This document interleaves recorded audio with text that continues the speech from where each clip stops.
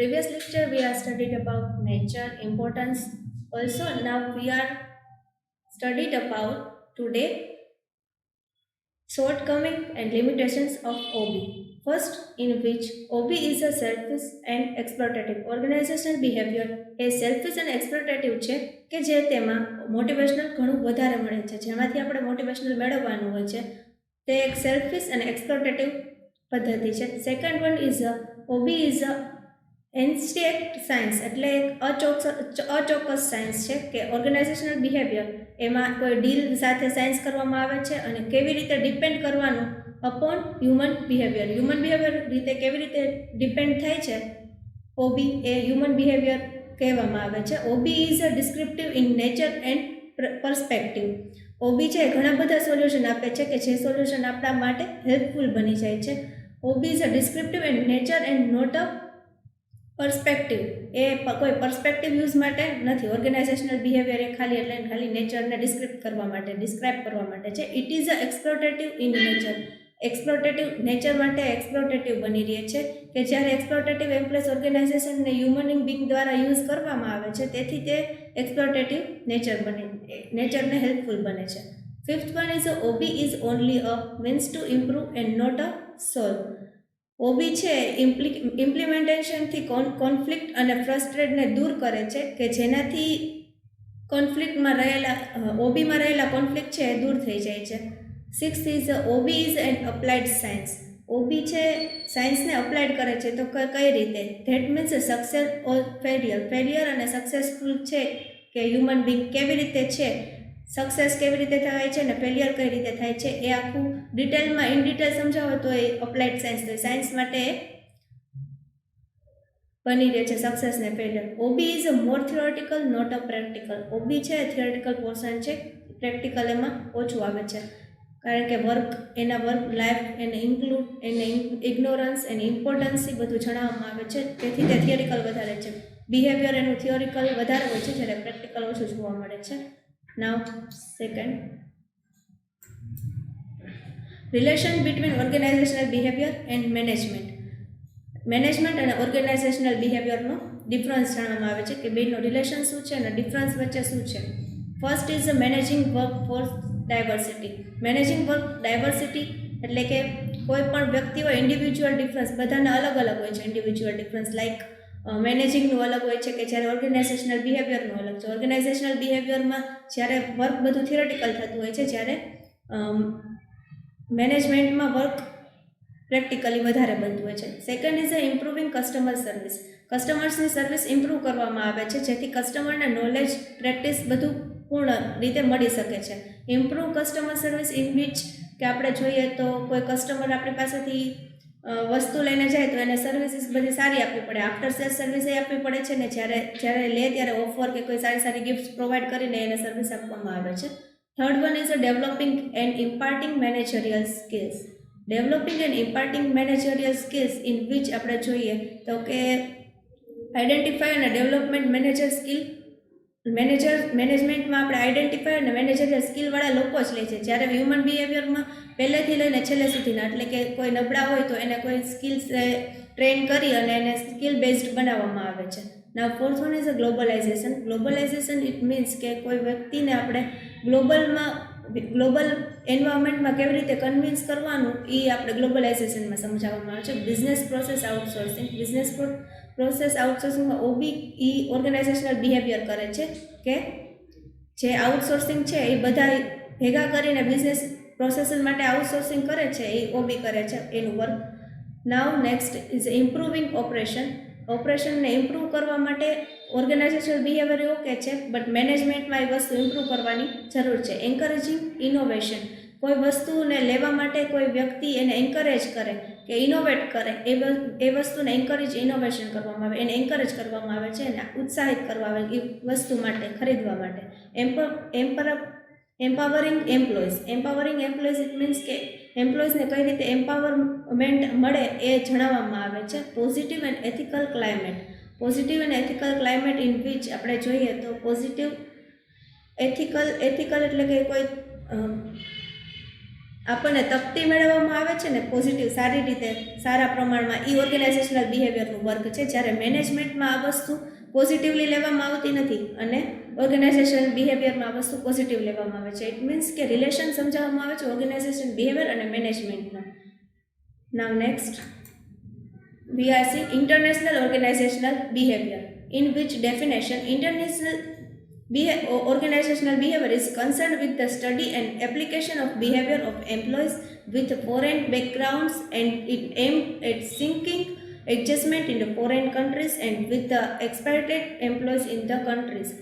એટલે આમાં એવું ઇન્ટરનેશનલ ઓર્ગેનાઇઝેશનલ બિહેવિયર કેવી રીતે કન્સર્ટ થાય છે એનું સ્ટડી કરવું પડે છે ને application behaviour of employees with foreign backgrounds and at the sinking adjustment. એટલે આનું મેઇન લક્ષ્ય શું છે તો કે ફોરેન કન્ટ્રી સાથે સિંક કરવાનું છે અને એના એમ્પ્લોઈઝ સાથે સિંક કરવાનું છે કે એના એમ્પ્લોઈઝ છે વધારે પડતા આપણા ઇન્ડિયન એમ્પ્લોઈઝ સાથે કનેક્ટ રહે એના માટે આ સિંક કરવા માટેનું ઇન્ટરનેશનલ ઓર્ગેનાઇઝેશનલ બિહેવિયર સ્ટાર્ટ કરવામાં આવે છે. Now next, features of international organizational behavior. First is manage foreign employee.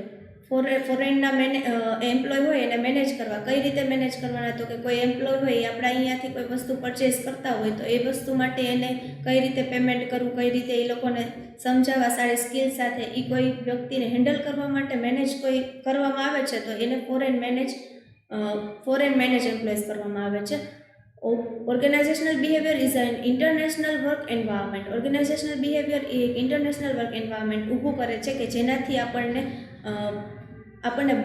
Foreign country સાથે કનેક્ટ રહીએ અને એ વસ્તુ ખરીદવા માટે આપણે પ્રોપર વર્ક કરી શકીએ એના ઉપર કે જેના ઉપર ઇન્ટરનેશનલ વર્ક એન્વાયરમેન્ટ ઉપર. Now third is a study of behaviour science at international level.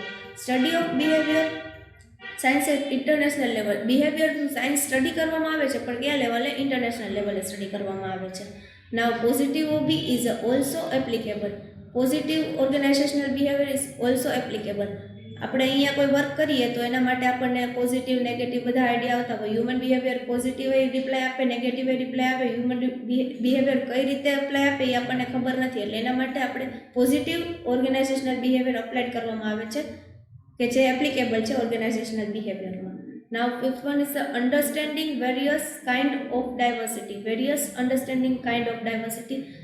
કોઈ વ્યક્તિ સેલ કરતું હોય અને સામેવાળું વ્યક્તિ પરચેઝ કરતું હોય તો એ વ્યક્તિ પરચેઝર અને સેલર વચ્ચે બે વચ્ચે કનેક્શન એવું હોય છે કે બે વચ્ચે અન્ડરસ્ટેન્ડિંગ સારી હોવી જોઈએ કે જેનાથી ડાયવર્સિટી ઊભી થાય છે. Now it is a more complex and multi dimensional.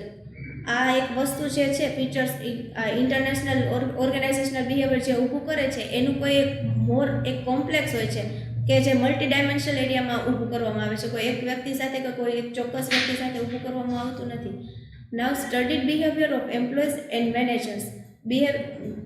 Managers અને એમ્પ્લોઈઝનું સ્ટડી કરવામાં આવે છે. કોઈ મેનેજર સારી રીતે ટ્રેન કરે એમ્પ્લોયને તો એ રીતે એને સ્ટડી કરવામાં આવે છે. અને જ્યારે ટ્રેનર્સ છે એ એમ્પ્લોયને કઈ રીતની ટ્રેનિંગ આપે, રોલ પ્લે ટ્રેનિંગ આપે, બિઝનેસ પ્લે ટ્રેનિંગ આપે, કઈ રીતની ટ્રેનિંગ આપે છે એ ઉપરથી એનું બિહેવિયર નક્કી કરવામાં આવે છે અને એના પર સ્ટડી કરવામાં આવે છે. Now adopting and adjusting to foreign environment.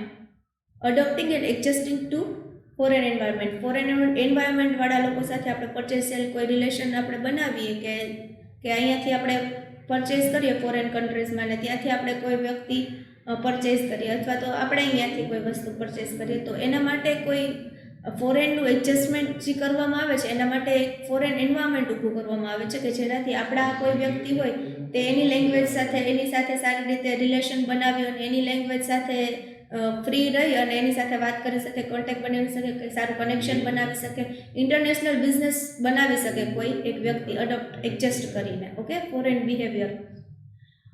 Now study of international business. Study of international business which means international બિઝનેસને સ્ટડી કરવું, ઇન્ટરનેશનલ ઓર્ગેનાઇઝેશનલ બિહેવિયરને સ્ટડી કરવું અને એના પ્રત્યે એના પર આપણે ભાર દઈ અને કોઈ વ્યક્તિને સાથે આપણે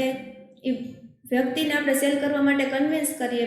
સેલર છે એ કસ્ટમરને કન્વિન્સ કરે કે આ વસ્તુ પરચેસ કરી લે અને કસ્ટમર છે એ વસ્તુ કન્વિન્સ થઈ જાય વસ્તુ ખરીદવા માટે, ત્યારે આ સેલર અને બાયર વચ્ચેનો એક કનેક્શન જે થાય છે ઇન્ટરનેશનલ બિઝનેસ કહેવામાં આવે છે. To here to foreign countries, any foreign countries or foreign nations. Okay, now next.